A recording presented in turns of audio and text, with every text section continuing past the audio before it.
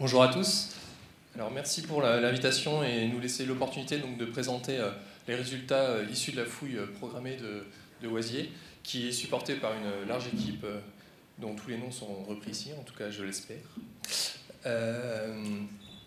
Allons à l'essentiel. Quant au contexte régional de cette découverte, donc on se situe dans le bassin de la Scarpe, dans la partie occidentale du bassin, comme vous pouvez le voir ici.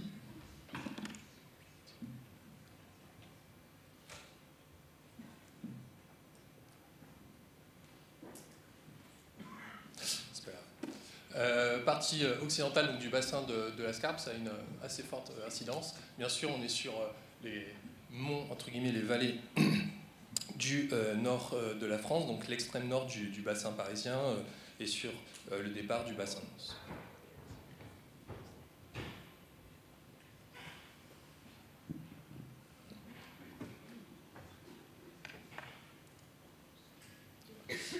Quant au contexte de la découverte, il faut se reprojeter en 2011, puisqu'on est ici donc sur les abords nord de l'agglomération de Douai. Donc on a Douai ici.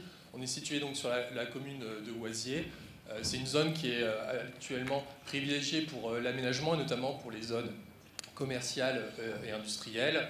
Donc sur cette partie nord, il y a eu un diagnostic qui a été fait en 2011, qui est repris ici en jaune, sur une des parcelles agricoles, qui a été menée donc, par le service local d'archéologie, qui a été suivi en 2013 par un second diagnostic qui était connexe, donc un peu plus au sud de l'aménagement de 2011.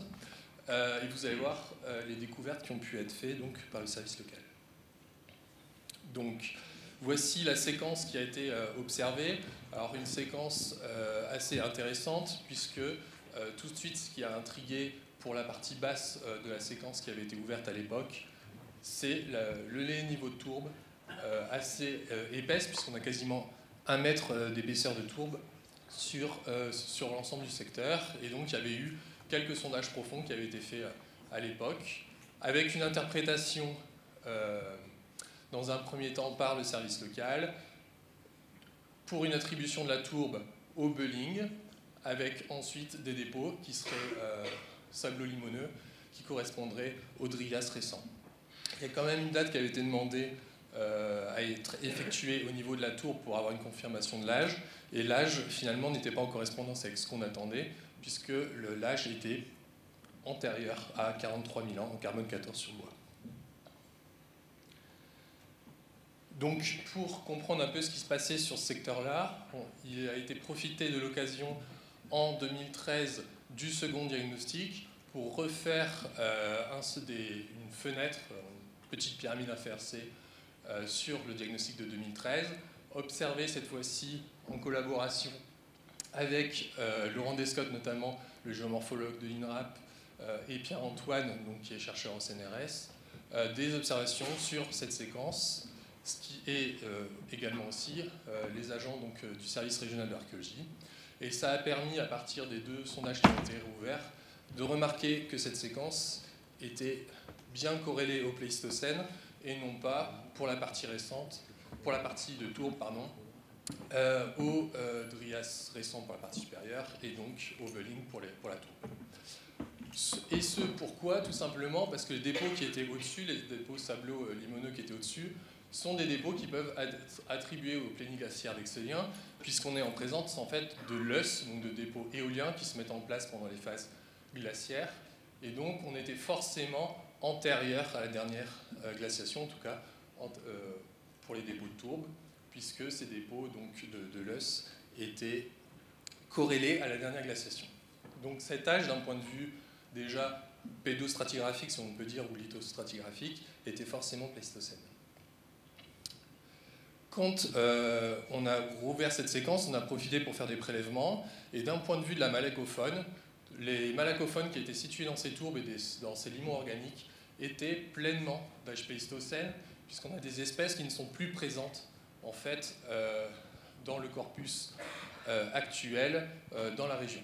Donc on est sur des espèces pléistocènes, et en plus de cela, on a des espèces comme Belgrandia marginata et Anissus septemgiratus qui sont totalement inféodés à l'émir dans la région.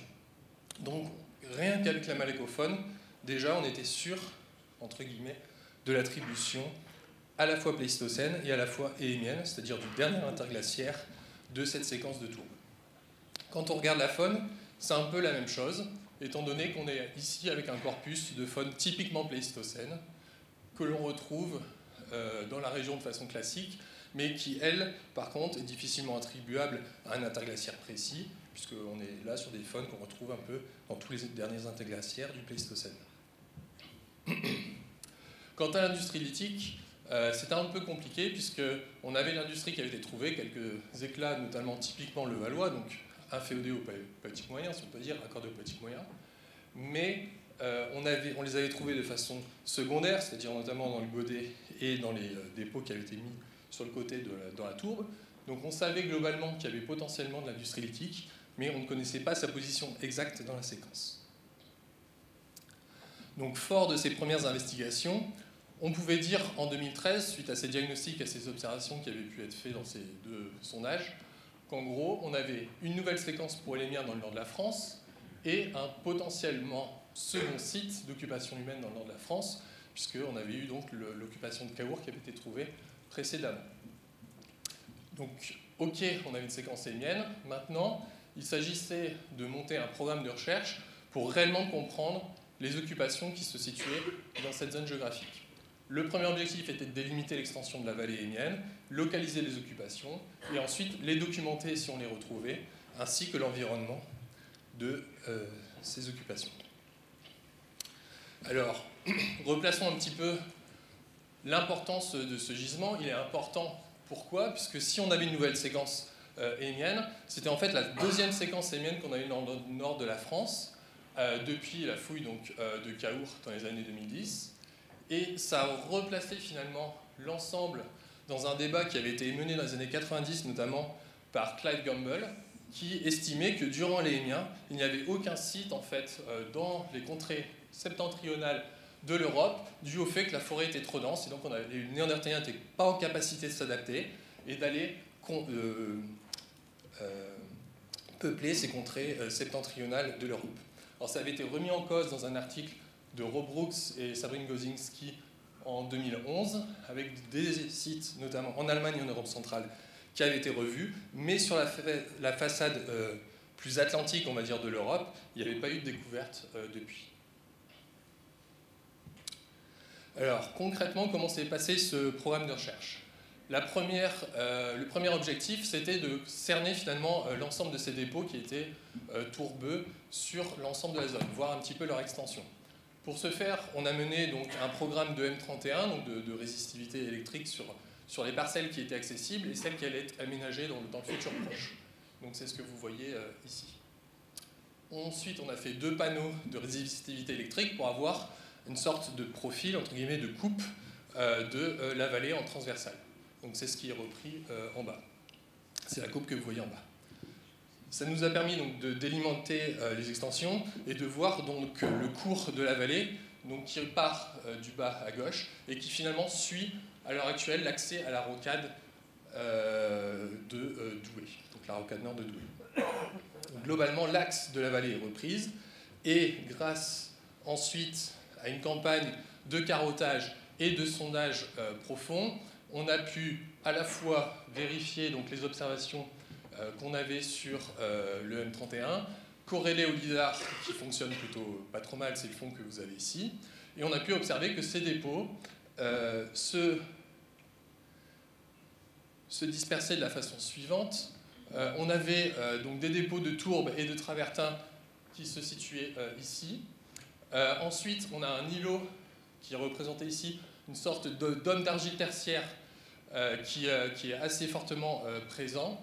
L'axe de la vallée, donc de la rivière de l'époque, la Scarpe, qui suit la route, puis des dépôts de tourbes et de travertins sur les deux côtés, tandis que finalement le versant situé plus au nord, lui, est complètement érodé durant la dernière glaciation. Voilà un petit peu le bilan. Le problème, c'est qu'on est déjà en 2014 et l'ensemble de ce que vous avez ici en Achuré est aménagé au moment où les discussions s'ouvrent pour le programme de recherche. Donc on a décidé de se projeter dans un premier temps dans une zone qui allait être aménagée par un McDonald's et une pizzeria, sur la zone 1, puisque, je le rappelle, sur cette zone qui a été certes diagnostiquée, il n'y a pas eu la possibilité donc, de faire de fouilles dans le cadre préventif. Donc, une première fouille suivie d'une seconde, assez rapide, puisqu'il avait fallu négocier l'accès avec les futurs aménageurs sur ces parcelles, deux fouilles qui étaient concomitantes. Donc, vous avez repris ici le tracé de la fouille 2014 en hachuré rouge, et puis après on a fait une réouverture et une extension en 2015. En tout, ça représentait une ouverture de 775 mètres carrés, et on a pu fouiller quelques 60 mètres carrés, un peu plus de 50 mètres carrés à la main, et 145 mètres carrés fouillés mécaniquement. Quant à la stratigraphie, on a revu finalement la même séquence qu'on avait donc, dans les sondages. Elle est assez constante sur l'ensemble de la zone, ce qui est assez remarquable. En bas de séquence, donc, on a les dépôts qui sont alluviaux, qui sont liés donc, du coup, à l'incision de la rivière. Puis après, quand on passe dans la partie supérieure, on a un enrichissement en matériaux organiques. Puis on passe vraiment à des niveaux de tourbes qui sont vraiment ceux qui sont les plus remarquables. Et ensuite, on voit le cordon avec plein de petits points.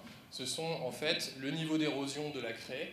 Donc c'est les premières phases froides de la dernière glaciation qui vient complètement éroder l'ensemble de la vallée et des abords des versants au niveau donc, de cette glaciation. Ensuite, donc, on a des dépôts de type éolien à la fois remaniés par un dépôt fluviatile, par une action fluviatile, sur l'ensemble du haut de la séquence, qui a permis vraiment de sédimenter et de préserver l'ensemble des dépôts finalement de tourbes en dessous.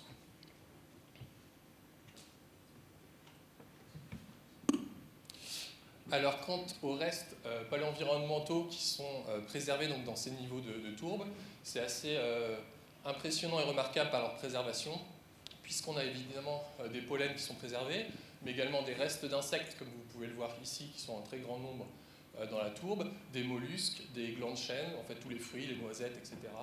Et également des restes ligneux, donc c'est-à-dire des branches, quelques bouts de tronc aussi qui ont été récupérés, comme vous pouvez le voir ici en bas à droite, et des feuilles, ce qui est le plus remarquable, peut-être vraiment des paquets de feuilles quand la tourbe n'est pas totalement décomposée.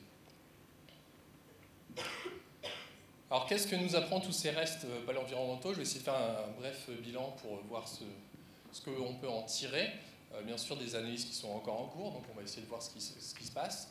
C'est d'abord au point de vue de la malacophone, qui a une bonne signature d'un point de vue local, avec un environnement pour le bas de la séquence, comme on peut le voir ici, vraiment qui peut être attribué aux tardiglaciaires, donc à peu près autour, on va dire, de 140, entre 140 et 130 000.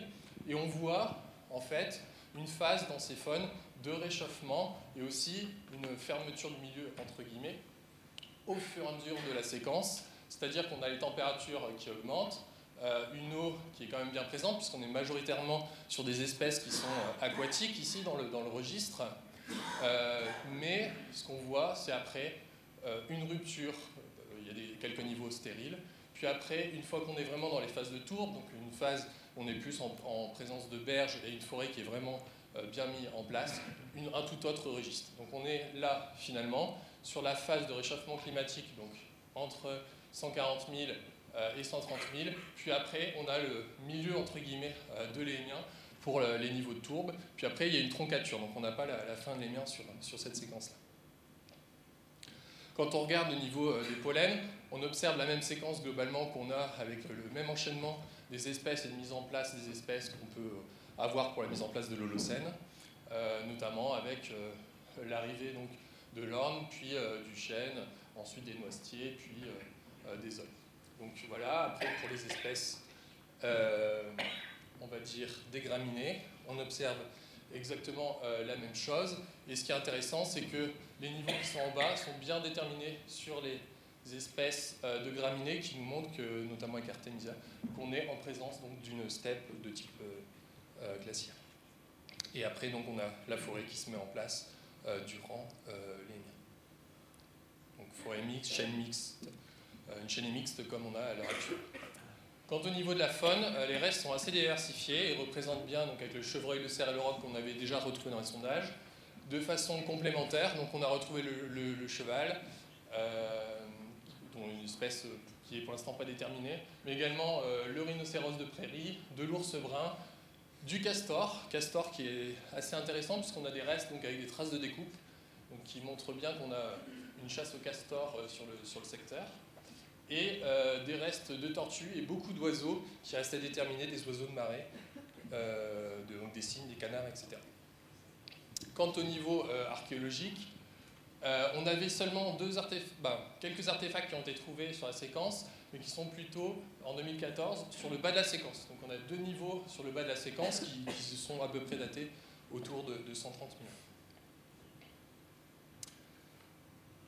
Pour la fouille 2015, par contre, on a plus de restes, et on est sur des niveaux qui sont à la fin de la séquence, plutôt autour de 115 120 000 ans, avec 2 petits amas d'ébitage qui sont situés ici, corrélés avec la faune, et un barrage de castor qui avait été fouillé en 2014, qui était là-bas.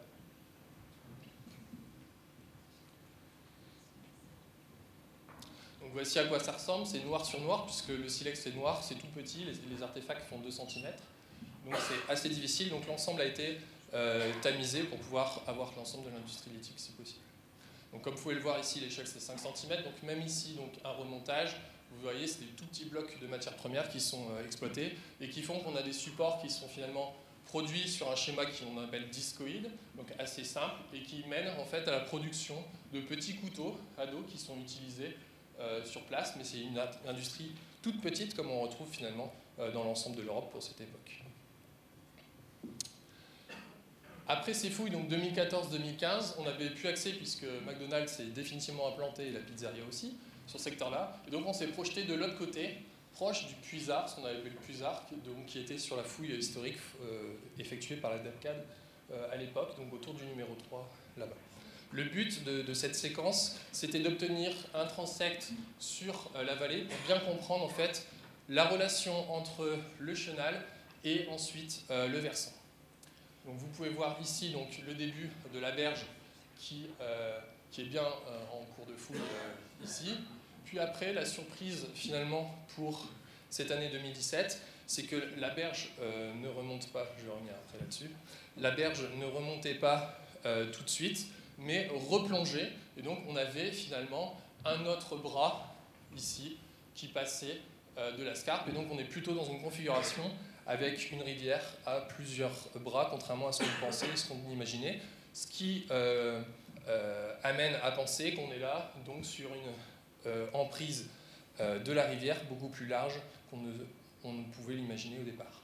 Quant au reste, on retrouve, par exemple ici c'est un fragment de roc qui est ouvert pour récupérer la moelle au-dessus, puis après quelques restes de cervidés. Donc on a une présence humaine, mais malheureusement, quand on regarde ici la séquence, sur ce secteur-là, on a une érosion assez forte avec un remaniement, comme vous pouvez le voir ici, de l'ensemble. Et donc, par exemple, les vestiges lithiques qu'on a retrouvés sont remaniés dans la séquence et pas en place.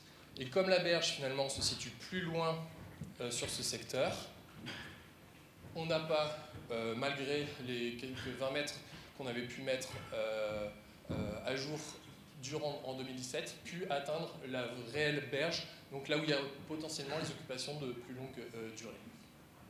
Donc voici la séquence. À gauche, donc c'est la séquence de 2017, et à droite, donc la séquence des années 2014-2015. Vous voyez qu'il y a très très peu de différence. La différence qui est notable, c'est qu'ici, on a plutôt une phase qui pourrait correspondre à la fin de l'Émien, donc en tout cas le début vers la période glaciaire autour de 115-110 000 ans, qui est préservée, qui n'était pas dans le secteur 2014-2015. Donc des secteurs finalement qui sont assez proches, et pourtant on a 400 mètres d'écart, ce qui nous laisse entrevoir le fait que sur au moins 400 voire 600 mètres d'après les observations, on a une vallée de l'Émien préservée à peine 3 mètres de profondeur sur ce secteur. Il faut continuer maintenant sur l'ensemble du secteur de voir jusqu'où s'étend cette vallée et remarquer aussi, si on le peut par la mise en place de sondages profonds, s'il y a des occupations qui sont préservées.